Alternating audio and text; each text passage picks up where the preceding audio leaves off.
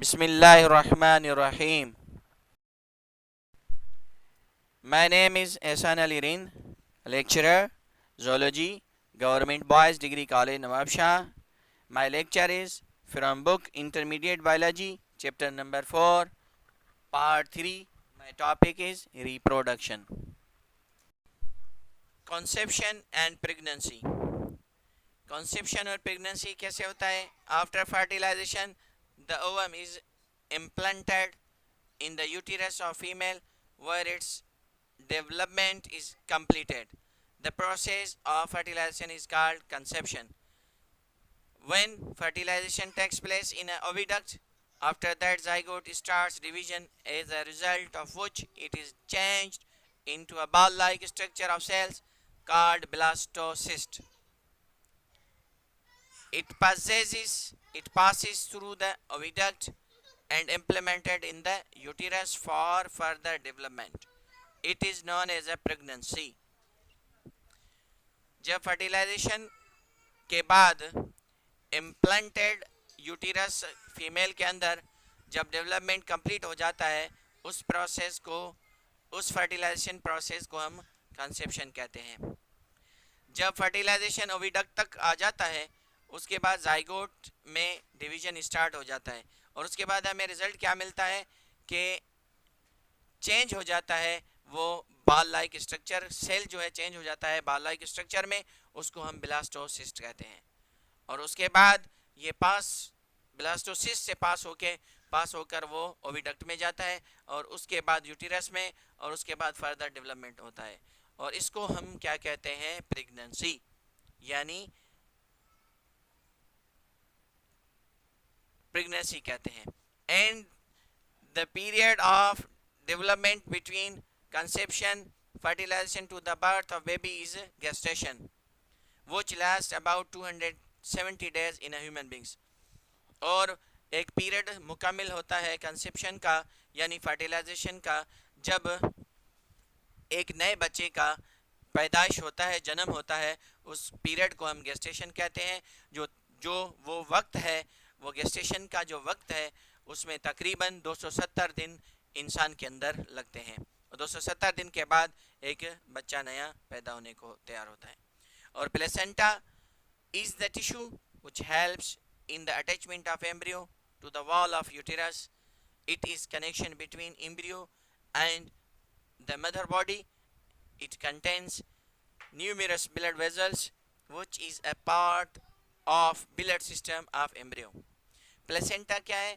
Placenta एक tissue है जो मददगार होता है जब अटैचमेंट होता है एम्ब्रियो वाल से लेकर यूटेरस तक, और जो कनेक्शन होता है एम्ब्रियो का और मदर के और उसके माँ के बॉडी तक, उसको numerous blood vessels which is part of blood system of embryo.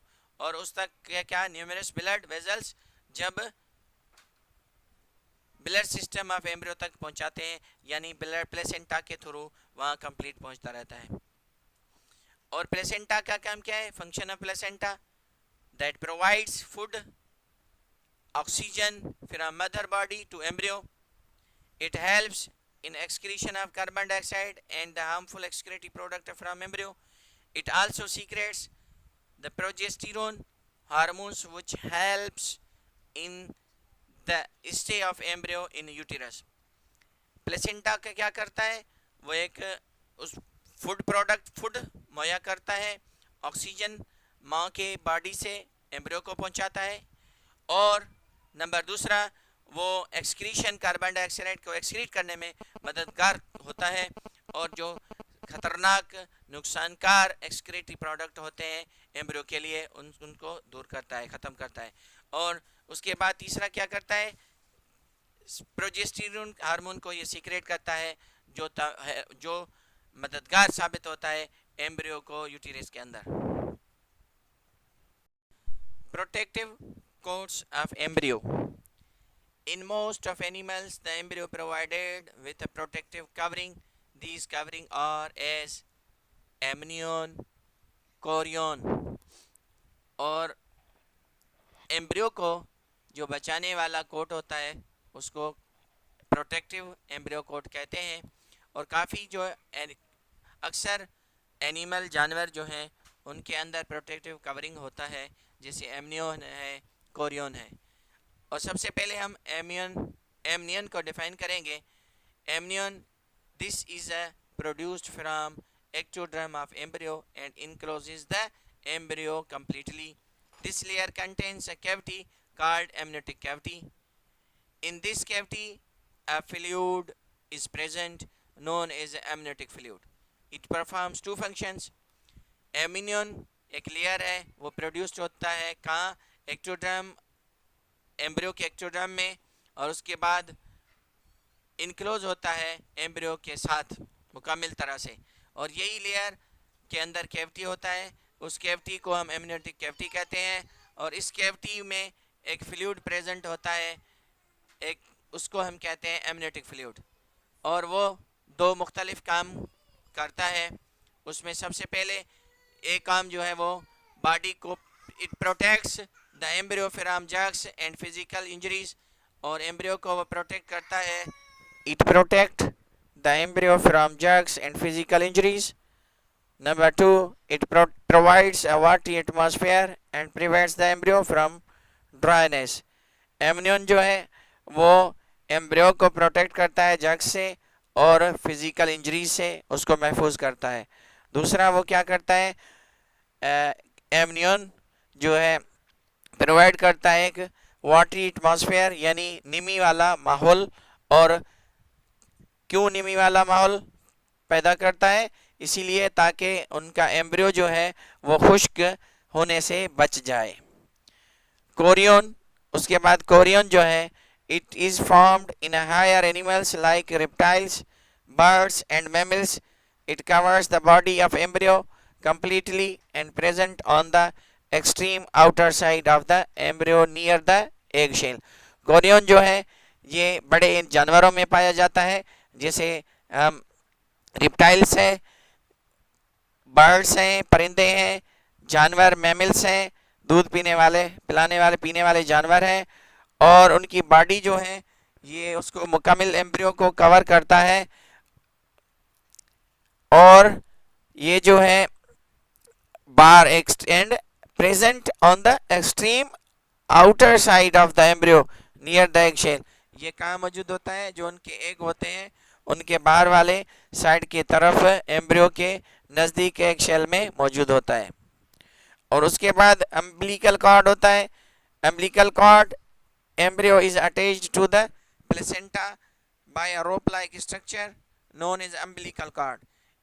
Umbilical cord जो है एम्ब्रियो से अटैच होता है प्लेसेंटा के रोप लाइक स्ट्रक्चर्स के थ्रू, जिसको हम अम्बिलिकल कॉर्ड कहते हैं। It developed from outer layer around the embryo. और ये कहाँ डेवलप होता है, बाहर वाला जो लेयर है एम्ब्रियो के उसमें डेवलप होता है। उसको हम क्या कहते हैं, एलेंट्राइस। क्या कहते हैं, एलेंट्राइस कहते हैं। In umbilical cord blood vessels are present which transfer the nourishment and oxygen from placenta to the embryo, carbon dioxide and excretory products to the placenta. And umbilical cord is connection to between embryo and mother body, acts as a supply line. और umbilical cord ये जो blood vessels है उसमें मौजूद होता है, जो transfer कराता है नरिशमेंट ऑक्सीजन को और प्लेसेंटा के थ्रू एम्ब्रियो को कार्बन डाइऑक्साइड और एक्सक्रेटरी प्रोडक्ट्स जो हैं प्लेसेंटा को।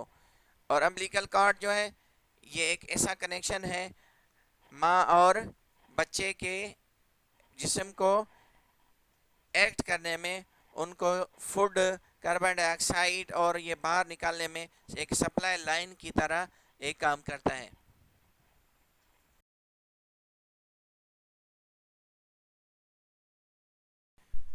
बर्थ यानी पैदा होना, बच्चे का पैदा होना। When gestation period, development of embryo is completed, the birth time of baby comes. जब गेस्टेशन पीरियड 270 दिन का मुकम्मल हो जाता है उसके बाद एक नया बच्चा पैदा होने के लिए तैयार हो जाता है। Now we start the lactation. Lactation after the birth, जब बच्चा पैदा हो जाता है उसके बाद एक दूसरा हार्मोन है is secreted from pituitary gland and called prolactin hormone. Hormone takes place in the production of milk in the mammary glands. Baby get nourishment from this gland of mother. और जब बच्चा पैदा हो जाता है उसके बाद बच्चे को एक दूध की ज़रूरत पड़ता है.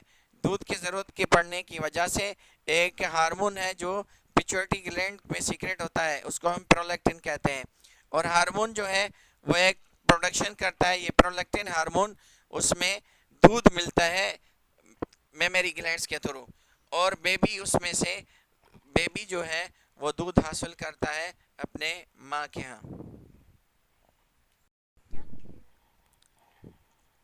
Sexually transmitted diseases in human being, certain diseases are transmitted from affected person to a healthy person by sex. These are called sexually transmitted diseases. Some diseases are mentioned below.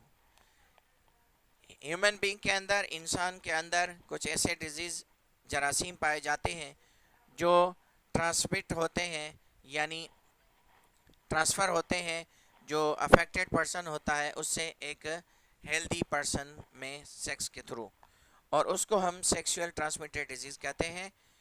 और कुछ डिजीज़ ऐसे हैं जिनको हम अभी mention करते हैं. Number 1 gonorrhoea, number 2 syphilis, number 3 genital herpes, number 4 AIDS. सबसे पहले हम नंबर 1 गोनोरिया को डिफाइन करेंगे. That is it is a disease caused by bacterium. ये एक बैक्टीरिया के थ्रू डिजीज़ जो है असरअंदाज होता है. The bacteria cause wound in the genital tubes in a males and in female infects oviducts become damaged and blocked. If untreated, cause infertility in both males and females. Gonorrhoea एक ऐसा disease है जो bacteria के through असरअंदाज होता है, नुकसानकार होता है. Genital tube मर्द के और फीमेल के ओविडक्ट को इन्फेक्ट कर जाता है और दोनों को डैमेज करता है और दोनों को ऐसे बंद करके ब्लॉक कर देता है, जिसकी वजह से इनफर्टिलिटी पाई जाती है दोनों में, यानी मर्द और औरत दोनों में. साइफिलिस एक ऐसा डिजीज़ है. It is cause by the bacterium. ये भी बैक्टीरियम से होता है. These bacteria not only damage the reproductive organs but also affect nervous system and skeletal system. ये जो बैक्टीरिया है वो ना सिर्फ डैमेज करता है रिप्रोडक्टिव ऑर्गन को, बल्कि उसके साथ वो नर्वस सिस्टम को बहुत असरअंदाज करता है और उसके बाद स्केलेटल सिस्टम को.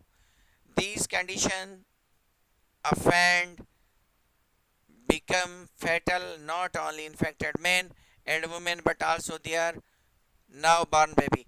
ना सिर्फ वो जो है फेटल सिर्फ इंसान को, उनके माँ बाप को इफेक्ट करता है, बल्कि औरत को इफेक्ट करता है, बल्कि उनके जो नया बच्चा पैदा होने वाला है साइफिलिस, उसको भी नुकसान देता है, उससे भी वो अफेक्ट होते हैं. Genital herbs, it is caused by a called herpes simplex, means a sexual partner or newborn baby receives this infection from baby fluids or genital fluids. Use of antibiotics protect from the complications of this infection, but the disease itself is not cured. यानी genital herbs जो है herb simplex sexual partner के through या नया बच्चा जो पैदा होने वाला है वो रिसीव करता है इन्फेक्शन अपने बच्चे से, बच्चे के फ्लूइड से या उनके जेनिटल फ्लूइड से. और इसका हल क्या है? एंटीबायोटिक्स यूज़ करने से उससे हम उसकी कॉम्प्लिकेशन जो है, उनके असरात जो हैं उनसे बचा जा सकता है और वही इन्फेक्शन से बचा जा सकता है, मगर वो खुद डिजीज़ जो है नॉट क्योर्ड, यानी वो डिजीज़ खुद वो क्योर्ड नहीं होता. AIDS that is acquired immune deficiency syndrome. Acquired immune deficiency syndrome, it is a very dangerous disease caused by a virus called human immune deficiency virus or HIV. This virus destroys immune system of human body and ultimately the person dies. AIDS बहुत ख़तरनाक disease है जो असरअंदाज होता है virus की वजह से, जो ह्यूमन इम्यून डिफिशिएंसी वायरस उसको कहा जाता है. और ये वायरस इंसान के इम्यून सिस्टम को तबाह कर देता है और ह्यूमन बॉडी को तबाह कर देता है. आखिरकार एड्स की वजह से बंदा जो है मौत के मुंह में जा घुसता है. Transmission of virus, HIV virus इंटर्स the body by following veg, कि ये वायरस कैसे फैलता है, कैसे आता है. उसमें सेक्सुअल कांटेक्ट के थ्रू आता है, डोनेशन ऑफ इन्फेक्टेड ब्लड के थ्रू आता है, फिर मदर टू बेबी आता है, और बाय रीयूज ऑफ सिरिंज, यानी सेक्सुअल कांटेक्ट के थ्रू भी होता है. और अगर किसी इन्फेक्टेड खून किसी को देने से और माँ से अपने बच्चे के अंदर और सिरिंज को दोबारा इस्तेमाल करने से. और एड्स की सिम्टम्स क्या है? Flu like symptom is beginning later और इम्यून सिस्टम इज डिस्ट्रॉयड. सबसे पहले फ्लू होगा शुरू के दरमियान, शुरुआती वक्त में, और उसके बाद ये इम्यून सिस्टम को तबाह कर देता है.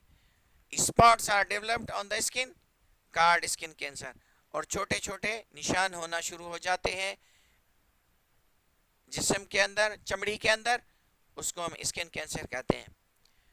और उसके बाद ब्लड बिकम्स पॉइजनस कॉल्ड सेप्टोसेमिया, यानी खून जो है वो जहरीला हो जाता है, उसको हम सेप्टोसेमिया कहते हैं. और नर्वस सिस्टम इज डैमेज्ड, इंसान का दिमागी सिस्टम तबाह कर देता है, तोड़ देता है उसको. Loss of memory and ultimately death, और उसके बाद इंसान भूलना शुरू कर देता है, मेमोरी ख़त्म हो जाता है, उसकी यादाश्त ख़त्म हो जाते हैं, आखिर उसको मौत आ जाता है, और यहाँ मौत के करीब उसको जा पहुँचाता है. प्रिकॉशन एंड ट्रीटमेंट, एड्स से बचने के लिए एहतियात और इलाज क्या है? Sexual contact with affected person should be completely avoided, कि सेक्सुअल जो ताल्लुकात हैं जो अफेक्टेड बंदा है उससे बिल्कुल परहेज़ किया जाए. Testing of blood before donation, खून को चेक किया जाए खून देने से पहले. Reuse of use syringe should be controlled, और जो बार बार दोबारा सिरिंज इस्तेमाल होता है उसको कंट्रोल किया जाए, उस पर काबू किया जाए. यूज ऑफ एंटीबायोटिक्स, और एंटीबायोटिक्स का इस्तेमाल किया जाए. अल्लाह हाफिज़.